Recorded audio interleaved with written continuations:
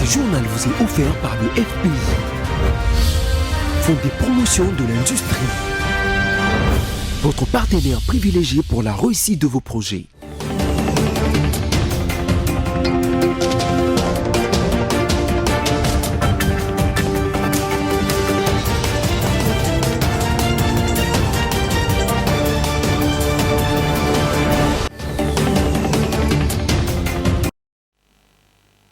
Si vous nous suivez depuis Washington, mesdames, messieurs, nous sommes à Kinshasa. Bonsoir et bienvenue dans ce journal dont voici les grands titres.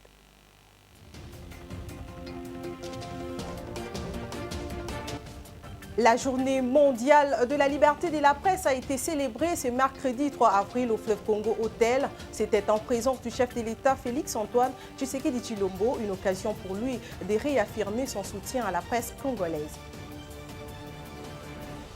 Le même mercredi, le chef de l'État Félix-Antoine Tshisekedi Tshilombo a pris part à l'inauguration de hommes réhabilités à l'Université pédagogique nationale UPN.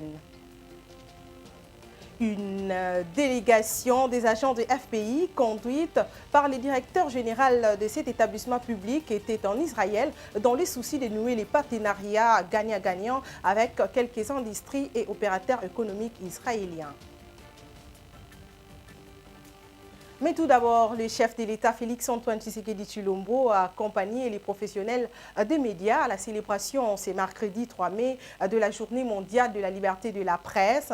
Occasion pour lui de réaffirmer son soutien à la presse congolaise. Regardez. C'était une cérémonie haute en couleurs ce mardi 3 mai 2023 dans la salle des spectacles du Fleuve Congo Hôtel pour la 30e célébration de la Journée mondiale pour la liberté de la presse. Célébrée autour du thème « Façonner un avenir de droit, la liberté d'expression comme moteur de tous les autres droits de l'homme », c'était l'occasion propice pour les chevaliers de la plume et du micro de réfléchir sur leurs conditions de travail, mais également faire des projections pour un avenir radieux. En République démocratique du Congo, cette journée est célébrée sous le thème « La liberté d'expression à l'épreuve de la situation sécuritaire en RDC, nouvelle loi sur la presse pour une nouvelle dynamique ». Tour à tour, des personnalités se sont succédées à la tribune pour leurs mots de circonstance, notamment le ministre de la Communication et des Médias, les présidents du CESAC et celui de l'UNPC pour ne citer que. Présent à la cérémonie, le président de la République, chef de l'État, Félix-Antoine Tshisekedi Tshilombo, a dans son mot invité les journalistes à jouer pleinement leur rôle. Cette liberté doit s'exercer dans les limites des prescrits des lois, du respect de la vie privée et des bonnes mœurs, ainsi que des impératifs liés à la sécurité du pays.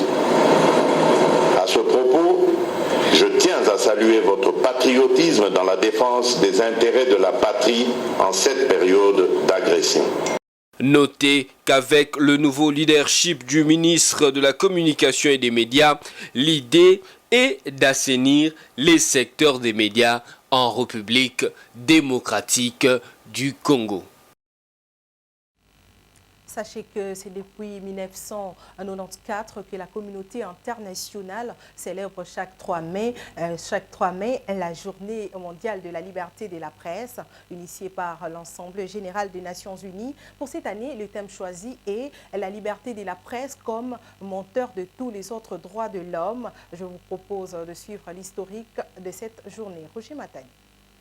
Comme chaque année, le 3 mai coïncide avec la Journée mondiale de la liberté de la presse, décrétée par les Nations Unies en 1993, suivant une recommandation de l'UNESCO, dans le but de rappeler au gouvernement la nécessité de respecter leurs engagements en faveur de la liberté de la presse et constituer également une journée de réflexion pour les professionnels des médias sur les questions relatives à la liberté de la presse et à l'éthique professionnelle.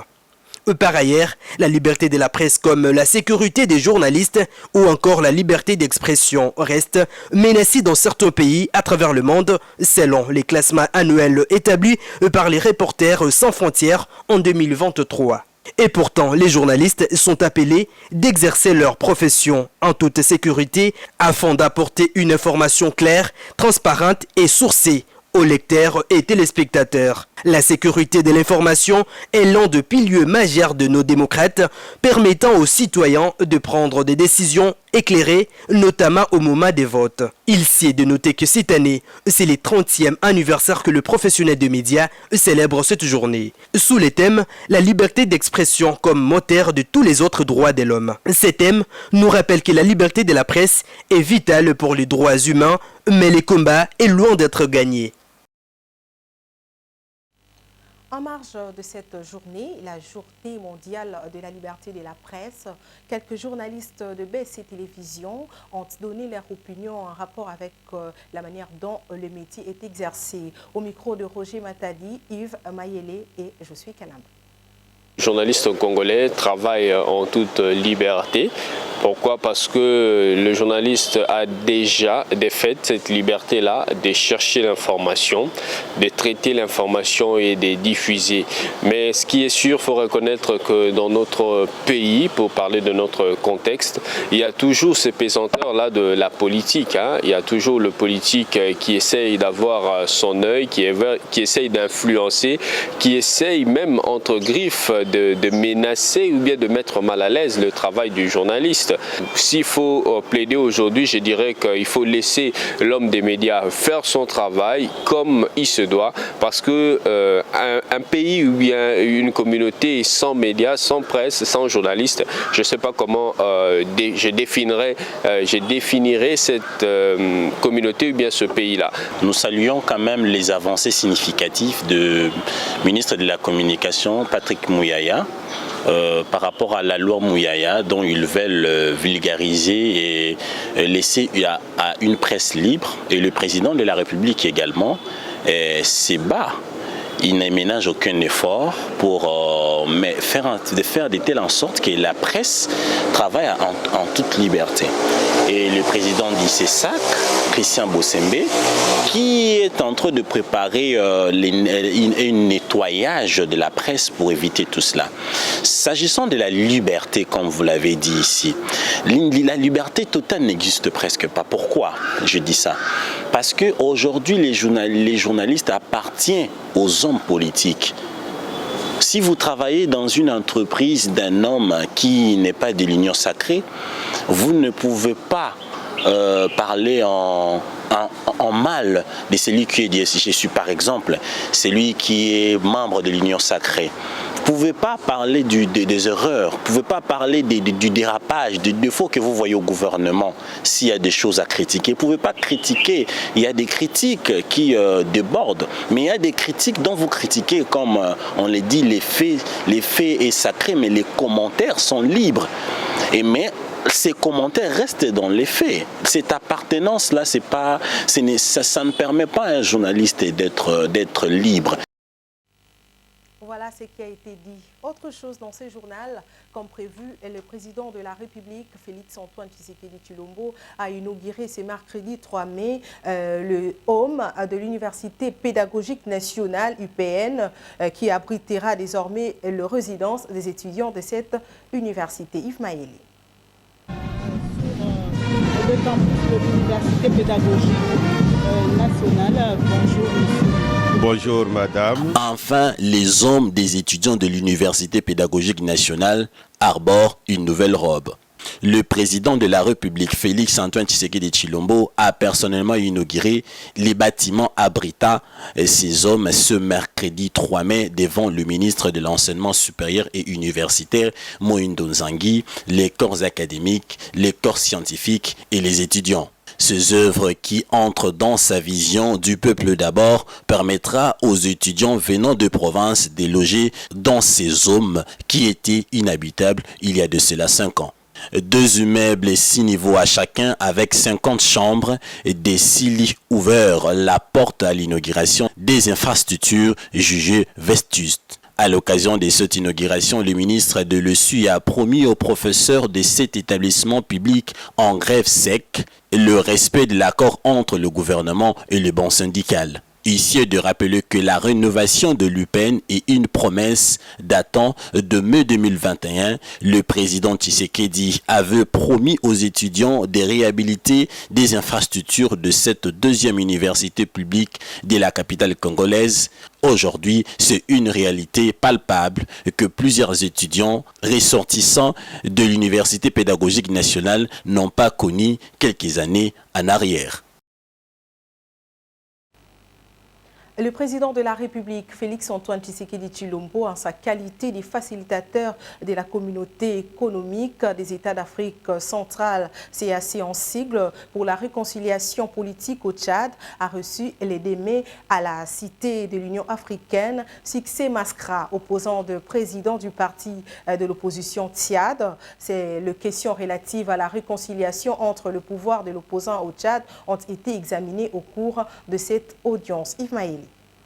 La question relative à la réconciliation entre le pouvoir et l'opposition au Tchad ont été examinées au cours d'une audience que le président de la République, Félix-Antoine Tshisekedi Tshilombo, a accordée le mardi 2 mai à la Cité de l'Union africaine à Succès Masra avec l'assistance du représentant du secrétaire général des Nations Unies, les chefs de l'État et les facilitateurs signés par ce père de la communauté économique d'État d'Afrique centrale, CEAC en sigle, dans la crise tchadienne. L'homme politique tchadien a déclaré au sorti de l'audience qu'il a échangé avec le président Tshisekedi sur la question en rapport avec la réconciliation des Tchadiens pour un retour et une véritable démocratie à la fin de la transition au Tchad avec un gouvernement choisi par le peuple tchadien. Il a indiqué avoir représenté au chef de l'État, au nom d'une vaste majorité des Tchadiens, des propositions devant conduire à la réconciliation nationale dans son pays. Présent en cette entrevue, Didier Manzenga, ministre congolais du tourisme, envoyé spécial de la CEAC pour la crise tchadienne, a indiqué qu'il était question pour le président Félix Tshisekedi à recevoir l'homme politique tchadien dans le cadre de sa mission de facilitateur dans la crise politique dans son pays de l'Afrique centrale, à savoir à échanger avec toutes les parties prenantes dans cette crise, ceux qui ont participé au dialogue national ainsi que ceux qui n'ont pas participé. Et c'est en vue de la réconciliation nationale. Et puis, ces communiqués du ministère des Affaires étrangères, le secrétaire général aux Affaires étrangères porte à la connaissance du public que dans le but de garantir la rapidité et la qualité d'impression des passeports, les travaux d'entretien et de maintenance des imprimantes débute du 2 au 5 mai 2023. Pendant cette période, les activités de capture des données ainsi que d'impression des passeports sont suspendues et le secrétaire général sollicite la compréhension des requérants, les assure de la reprise de toutes les opérations de production et de délivrance de ces documents de voyage dès la fin des travaux. Le directeur général du Fonds de promotion de l'industrie FPI, Bertin Moudimbu Tshisekedi, accompagné de quelques cadres de cet établissement public, séjourne tout récemment à Tel Aviv, en Israël, afin de nouer des partenariats gagnant-gagnant avec quelques industriels et opérateurs économiques. Regardez. Nous sommes une délégation du Fonds de promotion de l'industrie venue en Israël pour contacter les opérateurs financiers et économiques de l'État d'Israël. Vous savez que depuis l'accession du président Félix Tshisekedi au Congo, une nouvelle ère s'ouvre. Et cette ère a besoin de la coopération. Nous sommes venus, en tant que pays demandeur d'argent, chercher les opérateurs économiques avec qui nous allons signer des contrats, des collaborations, des partenariats pour apporter de l'argent frais pour notre industrie. Parce que vous savez qu'on ne peut pas développer un pays sans industrie, sans activité de transformation, et afin de créer de la valeur ajoutée. C'est dans ce sens-là que nous sommes venus pour ces contacts-là. Et puis, également, nous sommes venus pour solliciter la coopération technique de l'État d'Israël, parce que nous savons que l'Israël est parmi les pays développés et que nous avons tout à prendre, tout à recevoir de la part d'Israël. Rendons-nous en province. Les personnes déplacées internes de la province de l'Ituri sous état de siège bénéficieront du soutien et accompagnement de la communauté humanitaire de cette province. C'est Sophie Garde-Tomley, chargée des opérations de déployer d'Oisha, qui a fait cette annonce. Regardez. La communauté humanitaire réaffirme son engagement d'apporter son assistance à des milliers de déplacés victimes de la violence armée en Ituri. Déclaration de Madame Sophie Garde-Tomley, directrice adjointe de la division des opérations et plaidoyer d'OCHA, basée à New York. C'était à l'issue de son échange ce mardi avec le gouverneur militaire, le lieutenant-général Luboyanka Shomadjouni. La situation actuelle est dramatique. Et on voit le niveau de violence, on reçoit souvent à New York cette collaboration et coordination qui nous permettent d'être le plus efficace possible, même en face de défis, de difficultés, de l'insécurité qui continuent dans la région, mais qui nous interpellent aussi à faire encore mieux, à être encore plus présent aux côtés de la population qui est atteinte par cette crise. Ces hauts fonctionnaires de cette agence du système des Nations Unies s'est dit satisfaite de l'implication de l'administration militaire à cette période exceptionnelle en faveur du travail des humanitaires et la collaboration à l'appui pour la paix.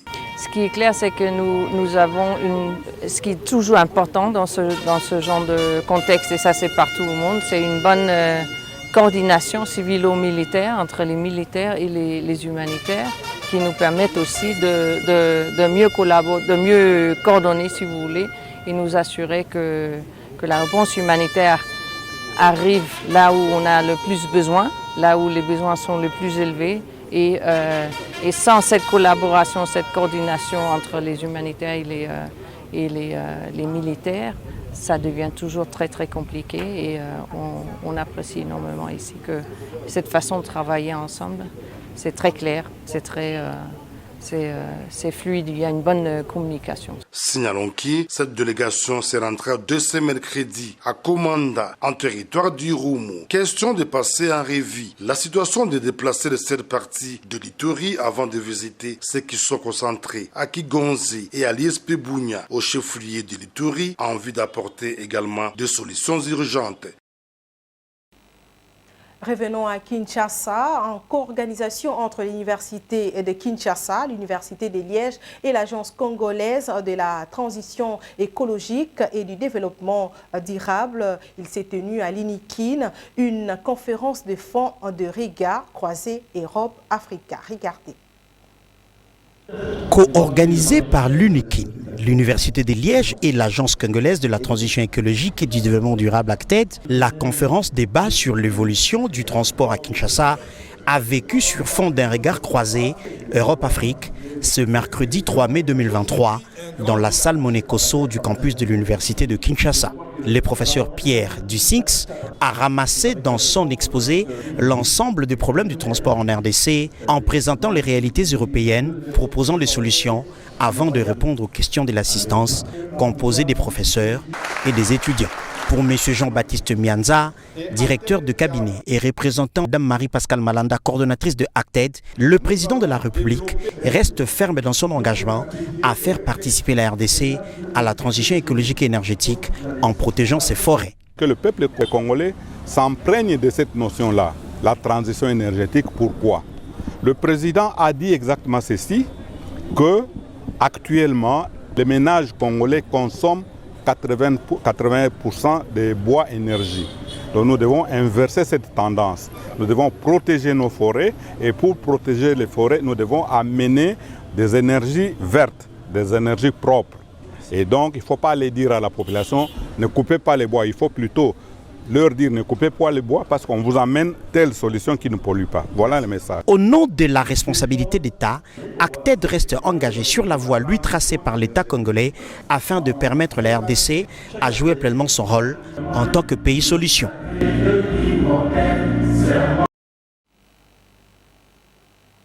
Ce journal est terminé. Je vous en rappelle tout de suite le principal titre.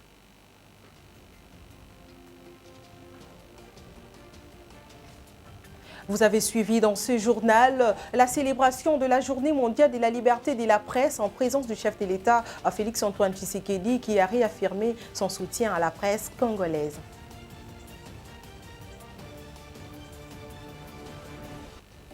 Ce même mercredi, le président de la République, Félix-Antoine Tshisekedi Tshilombo, a pris part à l'inauguration de Home, réhabilité à l'Université pédagogique nationale UPN.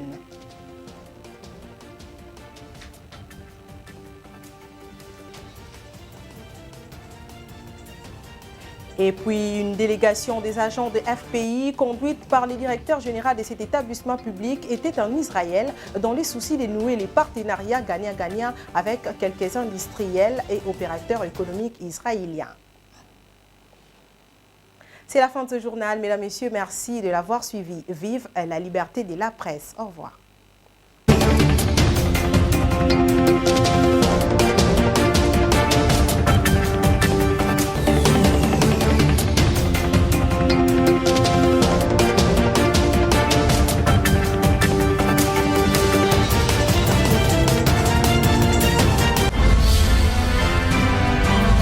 Ce journal vous a été offert par le FPI, Fonds de promotion de l'industrie, votre partenaire privilégié pour la réussite de vos projets.